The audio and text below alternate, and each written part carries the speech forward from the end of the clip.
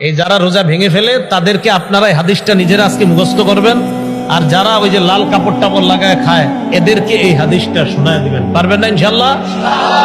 বাংলাটা মুখস্থ রাখতে পারবেন তো? বাস শেষের অংশটা মুখস্থ রাখলেই চলবে, শুধু শেষের জায়গাটা মুখস্থ রাখলেই চলবে।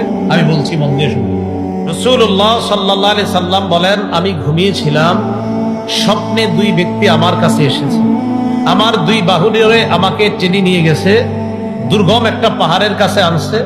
ওই পাহাড়ের কাছে যাওয়ার পর আমি পাহাড়ের সামনে দাঁড়িয়ে রইলাম। আমাকে ওই দুইজন বললেন, আপনি পাহাড়ে ওঠেন। আমি বললাম, আমি উঠতে পারবো না।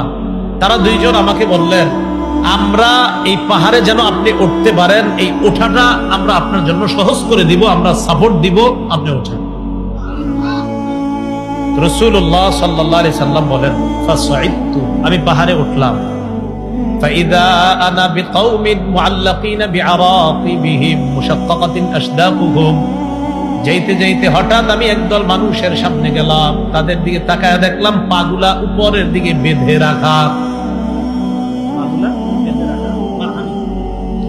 আর কি দেখেন? পা উপরে মাথা নিচে। মুশাক্কাকাতিন আশদাকুহুম, এই দুই পাশের যে দুই গাল, এই দুই গাল করাত দ্বারা চিরতেছে।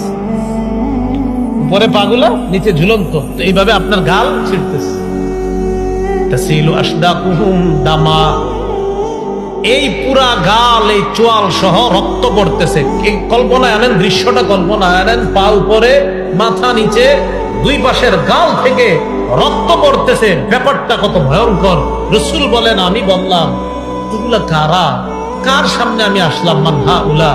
ফেরেশতারা জবাব দিলেন, আল্লাযীনা ইফতিরুনা ক্বাবলা তাহিল্লাতি সাওমিহিম, হুজুর এরা তারা যারা ইফতারির সময় হওয়ার আগেই ইচ্ছাকৃতভাবে রোজা ভেঙে ফেলে, এরা তারা। আর যারা রোজা রাখে না তাদের অবস্থা তো আরো ভয়ঙ্কর। রাসূল বলেন, একদল হুজুর ইচ্ছাকৃতভাবে রোজার সাথে তামাশা করে, ইচ্ছা করে রাখা, মন চায় আমি রাখবো, মন চায় রাখবো না, ইচ্ছা করে যারা ভেঙে ফেলে, এদের এই অবস্থা, এটা চলতেই থাকবে। পাগুলা উপরের দিকে দেওয়া, মাথা নিচের দিকে দেওয়া, দুই পাশের গাল বেয়ে বেয়ে রক্ত পড়তেছে। এরা কারা? যারা ইচ্ছাকৃতভাবে রোজা ভেঙে ফেলে।